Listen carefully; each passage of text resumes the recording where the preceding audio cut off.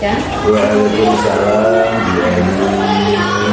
Terima kasih karena sudah menyempatkan waktunya untuk melakukan wawancara dengan saya selaku calon juru penggerak angkatan 9 dari SD Mulyo Jumbo 2. Di sini saya akan mewawancarai Pak Mastika sebagai Kepala Sekolah SDN Mulyo Jumbo 1 tentang adanya pilihan etika atau kejujuran moral.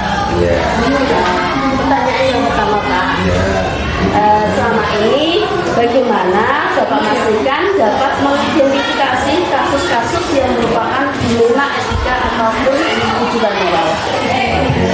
Untuk dalam hal ini saya akan mengamati dulu suatu permasalahan yang terjadi, yaitu menggunakan informasi yang faktual, terus menentukan suatu keputusan untuk mengacu berdasarkan faktual. Ya, jadi Bapak di sini harus mengumpulkan informasi yang betul-betul nyata, betul-betul adanya, dan setelah ada kasus-kasus tersebut Bapak mengambil keputusan. Ya, Ya. Selama ini Bapak Mastika menjalankan pengambilan keputusan di sekolah SDN Jumbo 1 ini, terutama untuk kasus-kasus di mana ada dua kepentingan yang memang sama-sama benar atau sama-sama mengambil nilai kebajikan. Di dalam pengambilan keputusan saya selalu harus kembalikan semua pada aturannya. Jadi kita kembalikan pada aturannya. Setiap pengambilan keputusan ini selalu menjalin hubungan dengan rekan sejarah dan memastikan bahwa keputusan tersebut itu benar-benar dipahami, karena selalu ada alasan dibalik suatu kejadian. Jadi dalam pengambilan keputusan biasanya Bapak Mastika selalu mengonfirmasi dengan rekan sejawat atau guru di sekolah SDN Mulyo 1 ini. Ya, selanjutnya Pak, langkah-langkah atau prosedur seperti apa yang biasa Bapak Mastika ini lakukan selama ini? Baik, untuk langkah-langkah ini pertama saya akan mencari informasi terlebih dahulu. Nah, kemudian saya akan datang ke lapangan, turun langsung untuk wawancara dari berbagai pihak. Lalu setelah itu saya menganalisis permasalahan tersebut untuk diambil keputusan yang terbaik. Jadi intinya Bapak itu mencari informasi dulu yang memang benar-benar ada, Bapak langsung ke permasalahan itu, langsung datang biasanya Bapak ya. Langsung turun, terus setelah tahu kasus itu terus pengambilan keputusannya juga langsung diambil, itu yang terbaik. Betul, jadi tidak ada yang berbeda. Selanjutnya Pak, hal-hal apa saja yang selama ini Bapak anggap efektif dalam pengambilan keputusan pada kasus-kasus dilema etika?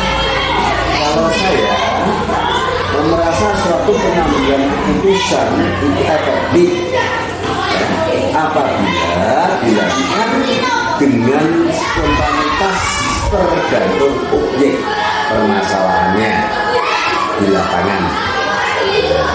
Saya ngobrol dengan guru-guru, dengan pendapatnya, supaya apa?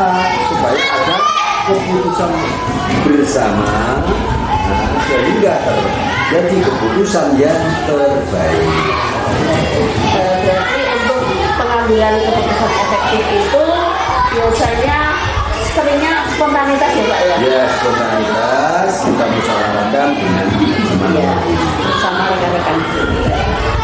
Selanjutnya Pak, hal-hal apa saja yang selama ini merupakan tantangan dalam pengambilan keputusan pada kasus-kasus dilema etika? banyak sekali. sering dihadapi dalam pengambilan keputusan. Itu apabila kurang bisa diterima. Nah, ini kurang bisa diterima salah satu pihak atau mungkin yang lain. Tentu saja kita harus bisa meyakinkan orang-orang yang terlibat tersebut dengan keputusan ini bahwasanya itu adalah keputusan yang karena setiap keputusan yang namanya kita apalagi satu instansi yang di SMA satu ini pasti kan punya pendapat yang berbeda-beda.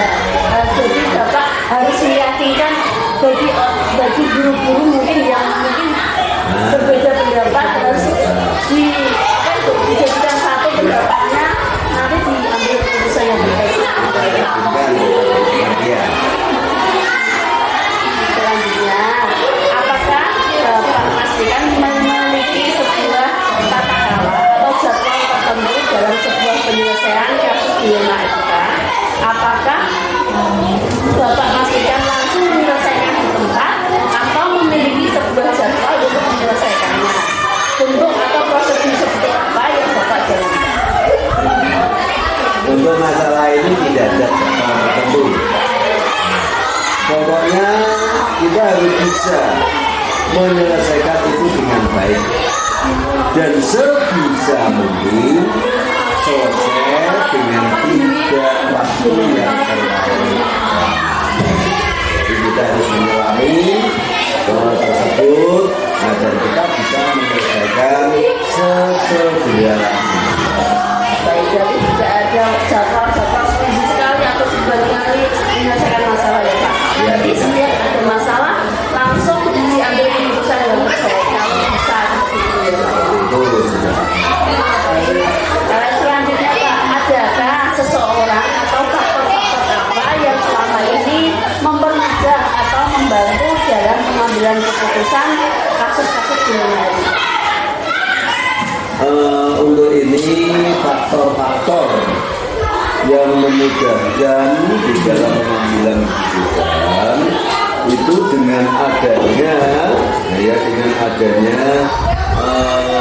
dukungan dari teman-teman guru yang memberikan masukan, pertimbangan sehingga kita dapat menyimpulkan suatu permasalahan ini dan untuk mengambil keputusan terbaik.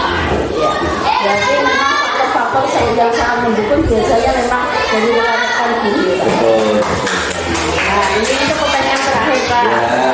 Dari semua hal yang telah Bapak sampaikan tadi, pembelajaran apa yang dapat dipetik dari pengalaman Bapak mengambil keputusan dilema etika? Seperti kata pepatah yang sering kita dengar, pengalaman itu adalah guru yang terbaik. Pengalaman itu adalah guru yang terbaik. Kita belajar dari berbagai kejadian, dari berbagai permasalahan untuk setiap kasus permasalahan yang terjadi di lapangan. Jadi permasalahan kasus-kasus di lapangan itulah yang menjadikan pengalaman bagi kita bagaimana kita menanganinya untuk mengambil solusi keputusannya, dan itulah yang membuat pendewasaan pembelajaran bagi kita. Kemudian. Jadi pada intinya pengalaman adalah guru yang paling baik. Jadi kita dari pengalaman yang buruk itu bisa dijadikan berarti saya harus lebih baik lagi daripada sebelumnya. Ya, terima kasih sekali Pak karena sudah bersedia diwawancarai oleh saya.